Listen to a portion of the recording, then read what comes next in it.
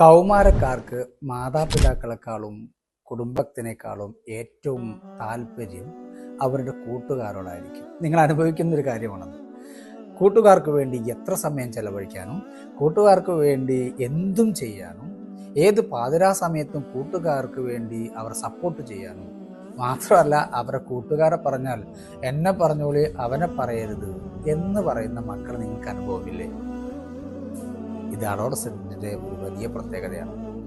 നീ അവൻ്റെ കൂടെ നടന്നിട്ടാ കേടായത്, അവന് മേലാൽ കൂട്ടിന് വരുത്തരുത്, അവൻ്റെ കൂടെ ഇനി പോകരുത് എന്ന് തുടങ്ങി നിങ്ങൾ ശക്തമായി അവരുടെ കൂട്ടുകാരെ എതിർക്കാറുണ്ട്.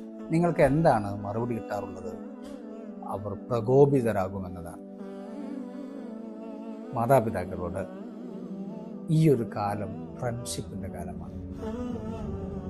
ഇവർ ഒന്നിച്ചു പല തീരുമാനങ്ങളും എടുക്കുമ്പോൾ കൂട്ടുകാരെ വിളിച്ച് നിങ്ങൾ വെറുപ്പിക്കരുത്. നിന്റെ കൂടെ നടന്നിട്ടാണ് എൻ്റെ മോൻ കേടായത് എന്ന് പറഞ്ഞു പോകരുത്.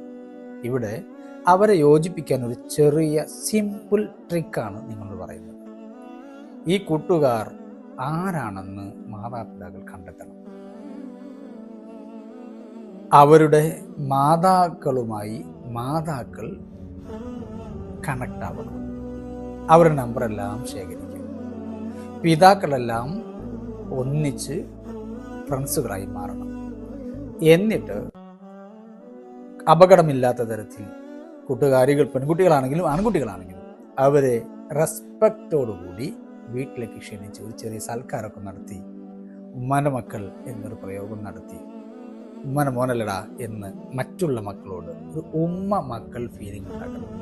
നിങ്ങൾ അനുഭവിക്കുന്ന മറ്റൊരു കാര്യമാണ്, എൻ്റെ വീട്ടിൽ